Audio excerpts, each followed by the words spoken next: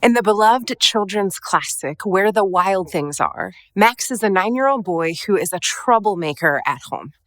One night, in a fit of rage, he stomps off into the woods and discovers the wild things. These gigantic monsters that look and sound a lot like the chaotic and noisy emotions that Max is dealing with in his own life. In 2009, the director Spike Jonze adapted this book into a movie, and in the film, Max finds himself needing to convince these monsters not to eat him. As he blusters his way through his reasons why he shouldn't be eaten, his claims get bigger and bigger. He is a mighty warrior, a king. He has weapons to fight all the scary things in the world. One of the monsters looks at him and asks, "Can you keep out all the sadness?" And Max responds, "I have a sadness shield that keeps out all of the sadness, and it's big enough for all of us." The monsters cheer at this and then accept Max as their king. Very soon, however, they discover that Max may not be able to keep his promises. There's something about that scene that captures what every one of us is longing for as we face the monsters of our own emotions, or especially those emotions of our children. We too long that we had a shield that could keep out all the sadness. We'd give almost anything to find one. And yet for most of us, we instead come to realize that just like the monsters, there is no such magic shield to protect us from all the sadness. A sadness that far too often begins to feel like despair. There are all sorts of reasons why people feel despair. Sometimes there isn't a recognizable reason, and yet despair is still there. And our children and students are battling despair at alarming rates. I want to speak for just a moment to those of you who have lost someone to suicide, and to those whose kids are struggling with depression and have attempted suicide. I want you to know it was not your fault. And our conversation today is in no way intended to shame you or cause you to feel like there was something that you missed. The authors of the book Seen say there are times when an individual that has been loved and cared for incredibly well struggles with depression or dies by suicide, and it simply doesn't make any sense. This is an important and necessary conversation for us to have in the church, even if you don't have kids. Because inside and outside of the church, our children and students are battling despair at alarming rates. In recent years, our world has seen a pandemic of mental health challenges in kids and teenagers. Depressive symptoms are up 21% in boys and up 50% in girls. Suicide rates have increased by 76% for ages 15 to 19. Suicide attempts among Black teens increased by 73% between 1991 and 2017, and there is an elevated risk of suicide among African American boys ages 5 to 11. Family, ages 5 to 11. Just think about that. Likely all of us have a kid or student in our life that we care about, whether we are a parent or a grandparent, an aunt or uncle, a teacher, a small group leader, a neighbor, a coach. Just because that kid or student is loved and cared for doesn't mean he or she won't face mental health struggles. How do we help these kids and students face these challenges?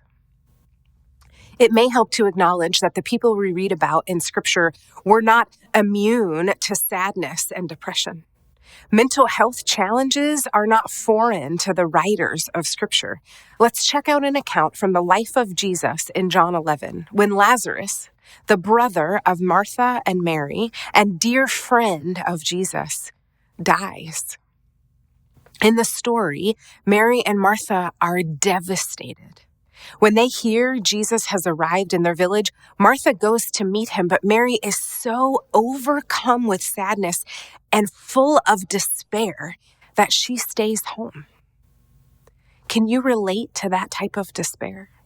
So all-consuming, gut-wrenchingly heavy that you can't even function, much less get up to go greet your friend. I'm so glad the Bible doesn't leave these parts out. Sadness is part of the human experience. Most of us will experience this to some degree at some point in our lives. At times, it may be debilitating and life-altering for you. And the statistics show that many of our kids are in that place right now. So how can we help our kids when they battle despair? For wisdom in this, we reached out to Dr. Chenwei Williams, co-author of the book Seen, Healing Despair and Anxiety in Kids and Teens Through the Power of Connection. Dr. Chenwei is a licensed and board-certified therapist, speaker, author, and consultant, and a Christ follower who serves adolescents, young adults, individuals, and families.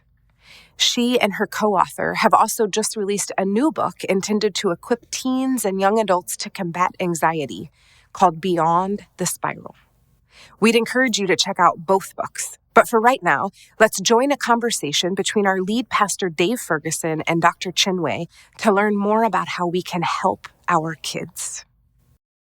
Welcome back, Dr. Chenwei.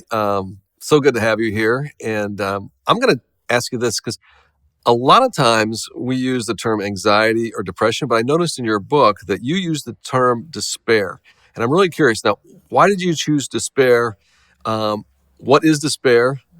And how do we recognize it in our kids? We chose the word despair because, Dave, I don't know if you would agree with this, but most people would not relate to having major depression. Most people would not relate to having an anxiety disorder. But most of us can say that we have had a moment, a season in our life where we've experienced despair, which we define as hopelessness, looking out toward the horizon and everything is dark, everything is bleak, and you have no hope that the sun is going to come out. And from a psychological perspective, it really speaks to, from a brain-based perspective, how two sides of the brain, the logical side and the emotional side, are just not connected. And there's one psychologist that calls that the despairing of the brain. Okay, so how do we recognize that in our kids or students? So it does look very much like depression. And so a quick definition of depression is a period of persistent and painful sadness. We're going to experience sadness in this world, right? In this world, we're going to have trouble. Sadness, anxiety is a part of it. But depression is persistent sadness where you start to feel hopeless, you start to feel worthless, you start to feel guilty, and it's lasting more days than not. And you start to not want to do those things that typically you enjoy or bring you pleasure. Okay. So if you have a child who enjoys, let's say, soccer, and he can't wait to get out in the field and compete and be with his teammates. Mom's like, the game's in an hour. And he's like, no, I think I'm going to miss this one. And so those are the things that we begin to worry about, especially in children. It may not be enough for a clinical mental health diagnosis, but the child is expressing some level of distress and maybe even despair. The other thing I found so interesting you write about is you write a lot about how the brain works. So what's going on in a child or student's brain when they're battling despair? There is a hormone called cortisol that's known as the stress hormone, and it's there to keep us safe. It's there to prepare us to battle that saber-toothed tiger, right? Or anything that is perceived as a threat. So that can be a threat that's real, like a car kind of swerving into our lane, but it could also be a threat that's perceived for a child that's a social threat, like not feeling included, not feeling a sense of belonging, not feeling seen. And so a long period of stress, regardless of the type of stress, is problematic because that is actually what causes the despairing. And so for, again, a child or an adult that's experiencing that despairing, it's a tough place to be because you're not able to really put words or language to what it is that you're feeling because you aren't able to access it. You're feeling all of these big emotions because blood flow is actually being channeled to the right side of the brain. So there's a lot of excess energy on the right side of the brain, which is actually causing logical processing to decrease. Okay, so understanding that that's what's going on, at an emotional level, but also at a physiological level. I mean, now that we understand, how does that help us help our children or student? So what I propose to parents based on what we know from neuroscience, and this is what I do with my own kids, is to meet them, your child, your student, your spouse, right brain to right brain. So instead of saying you shouldn't feel this way, we live in a beautiful home, you go to a beautiful church, you have all these people that love you. Instead, you say, this has got to feel really hard for you, even if you don't understand it, because you may be wired much more logically or as a logical processor. But if your child is activated on the emotional side, the best thing to do is to meet them where they are. Ask them to, share what they're feeling. Repeat an emotion that maybe they've said or you might be, you're thinking that they might be experiencing. And then asking how you can support them. And something else that helps to decrease that right brain activation is what we're doing right now, Dave. Connecting, having gentle eye contact, right? Lowering your voice and even touch, physical touch. If your child or your spouse is open to that, that actually helps to reduce that excessive energy on the right side of the brain. And it can flip the processing to the logical side. I think, if I remember right, in the book, you talk about it as kind of the greatest weapon against despair and even suicide. Yeah. So connection, relationships, attunement, bonding. When we connect with someone that we love, what happens, and this is so predictable because this is the way that God wired our brains to respond predictably and profoundly to love and empathy, even in a place of despair. So the hormone that's indicated in that is oxytocin. So oxytocin has been well researched, and this is the love hormone or the bonding hormone that gets released when we're connected to our little ones when they're really, really small, right? But it also gets released when we are next to someone that we love, someone that we admire, someone that we feel safe with. So we have that superpower as parents, as caregivers, as leaders to be able to help flip all of that excessive energy to the left side of the brain because here's the deal. I'm a therapist. I believe in emotions. I validate emotions, but we can't live our lives always stuck in high emotion. I always tell my students, emotions are valid, but they shouldn't always, be driving the bus, right? So the goal of all of these tools is to help our children and our students to logically process what they're experiencing. You actually talk about several different tools, several different kind of real practical tools that as parents, as adults, people who love, children and students, that can really bring hope into what's sometimes a dark world. Would you talk about those? And if you would, because I think you have 5 of them. Yes. And they were, when I saw them, they were super helpful. I'd love for you just to highlight each of those 5 tools. Absolutely. So we talked a little bit about showing up in our last conversation. So super important. If you remember nothing else, please remember that because all of the other connection tools hinge on you showing up. Got it. So once you show up, you see them. And seeing them means looking beyond the emotion that your child or your student is expressing in that moment. This is really tough, Dave, because they could be expressing emotions or words that feel disrespectful to you as a parent or a leader.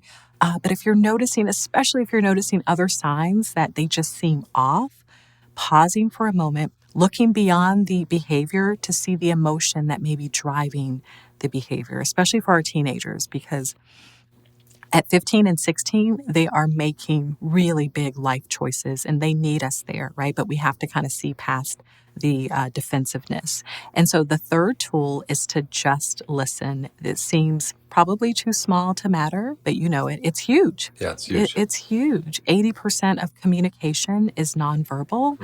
And what gets in the way of effective, healthy communication is we, and I'm guilty of this, we as parents and leaders trying to inject logic, trying to offer a different point of view. Those things are important, but it can't happen too quickly. We really need to listen to our kids. And I've got 3 really powerful words. Yes. This is free. This is a pro tip. All right. Let's hear it. That will help you to help your child to continue talking, because the just listen tool is supposed to have them to keep talking so they emotionally exhale.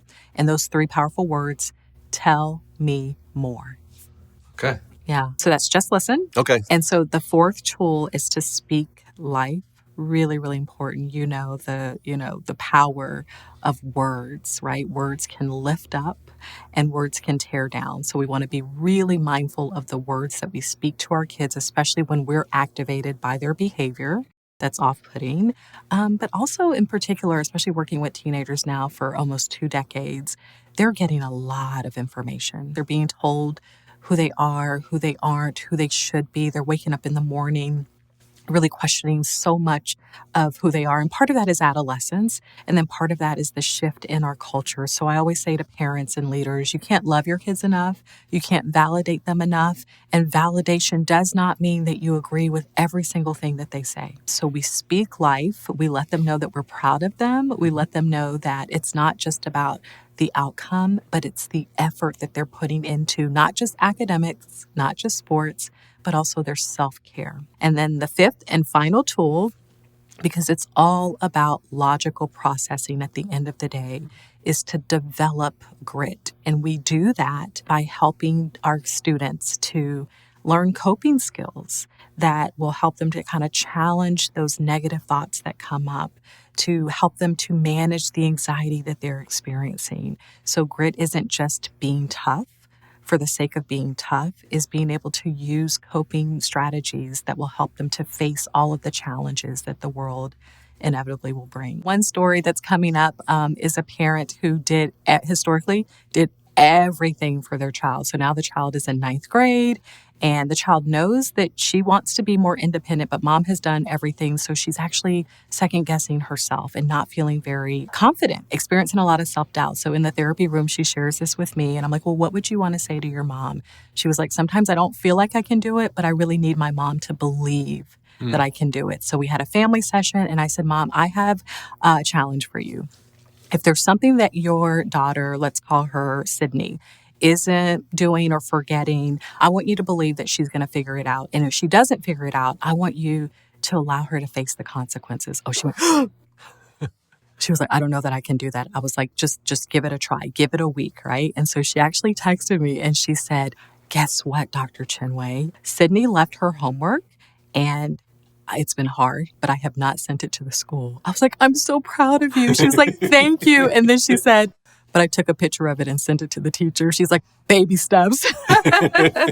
So there's the instinct to protect our kids and to do for them and to not let them face really hard consequences. But that's how our kids learn and that's how they build grit. We're there to support, but we're not there to move all the obstacles away. And better for them to do it in the safe environment of our home in that context, because someday, the real world's going to show up and they're going to have that. 100%. And we're seeing that with college students. Yeah. You see lots of children, you see lots of students, you work with families that are struggling, the members are with despair or suicide ideation. And the numbers, the percentages and the stats on that just continue to kind of be up and to the right. Give us some reason for hope. Well, first and foremost, my Heavenly Father gives me hope because He's still in the business of miracle making. Yep. He still sits on the throne. Yep. And He has promises that remind us that He's going to finish what He started. And the other thing that I'm seeing right here on earth, just literally last week, I went to a summit where 450 middle schoolers and high schoolers participated in the first summit of its kind. I know it's about empowering student voices. And so the superintendent said, I want to know what's important to you. Tell me what's important to you. And guess what those students listed as the number one thing that was important to them? Mental health. Mental health. And basically what they were saying is, I know this feels weird to you. I know it feels like it's overblown to your generation, but we're struggling. we're hurting. I know you're looking at the numbers, but we are experiencing these things with our friends, our peers, ourselves. And it was a beautiful display of young people really showing tremendous leadership and saying, we want to get better, which we sometimes don't hear. Yeah. Like from parents, we think, oh, this is kind of the way that this generation is. No, they're struggling sometimes to cope, but they have a whole lot of hope, and I just want to support them. So that gives me a lot of hope as well. Oh, what a great story.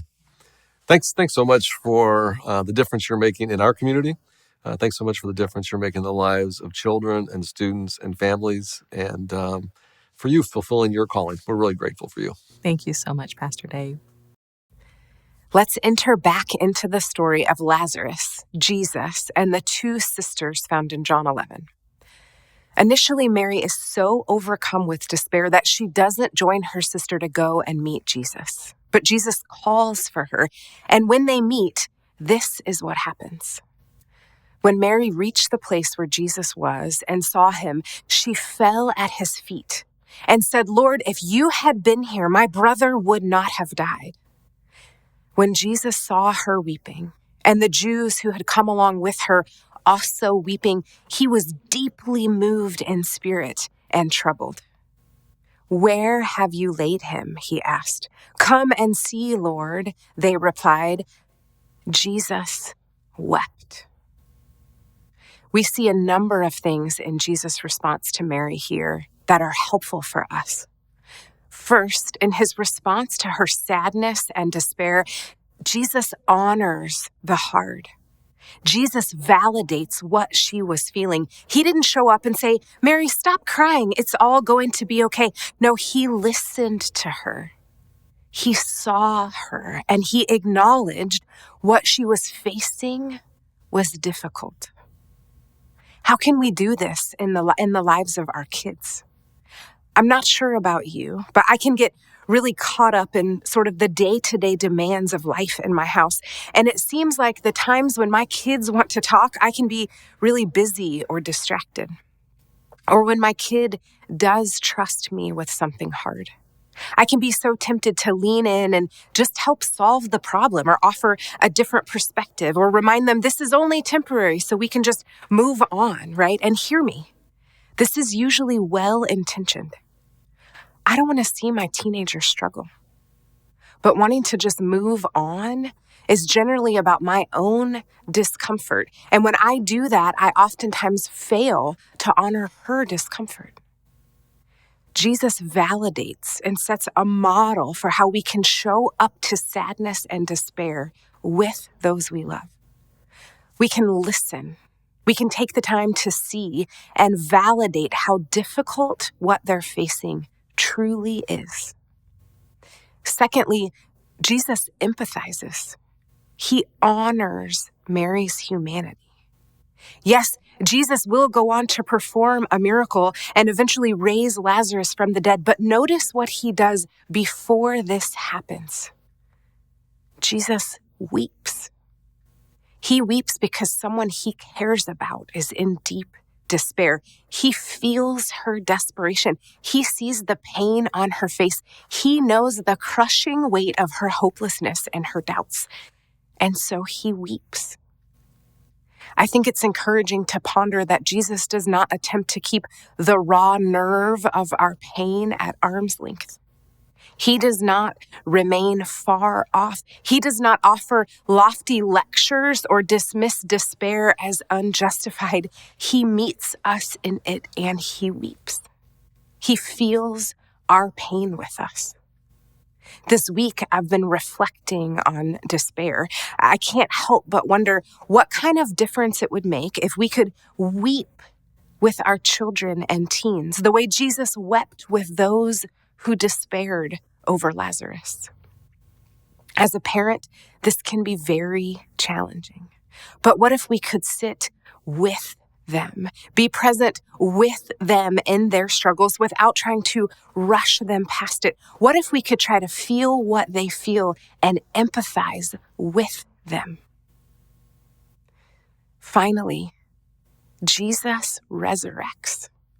He honors our pain and he points us towards healing. This is quite literally the work of resurrection. It is taking something that is dead and bringing it back to new life. And Jesus brought Lazarus back to life. This particular part of the story is somewhat strange when you actually think about it. In fact, let me ask you this. Why did Jesus choose to resurrect Lazarus? It wasn't like Lazarus wouldn't one day die again. It's kind of a ripoff, actually. Imagine Lazarus there in all the glory, in the presence of God, and all of a sudden he starts hearing, Lazarus, it's Jesus, come forth. If this were up to Lazarus, he might just call back, no thanks, I don't want to have to go through that again. I'm good where I am. Lazarus' resurrection wasn't just about Lazarus. One day, Lazarus was still going to die.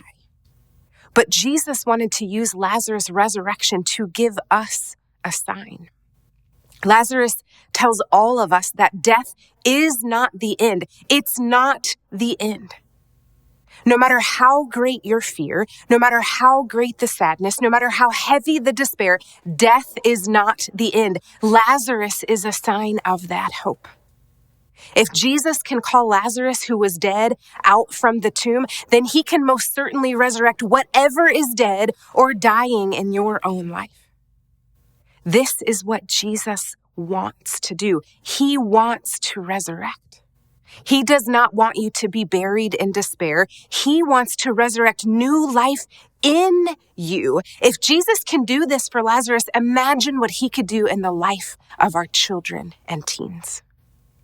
Whatever heaviness, whatever sadness, whatever hurting, and whatever doubts, Jesus does not take all our pain away. He enters into it. Jesus sits with us in our pain. He then calls forth to us, leave your despair behind. I am calling you forth to new life. In Jesus, we find the hope that we long for. Jesus brings the hope of the future into the present and models for us as an example for how we too can extend that hope. In this story, we see how New Testament scholar N.T. Wright says, the future has burst into the present. The new creation, and with it the resurrection, has come forward from the end of time into the middle of time. Jesus has not just come, as we sometimes say or sing, from heaven to earth. It is equally true to say that he has come from God's future into the present, into the mess and muddle of the world we know.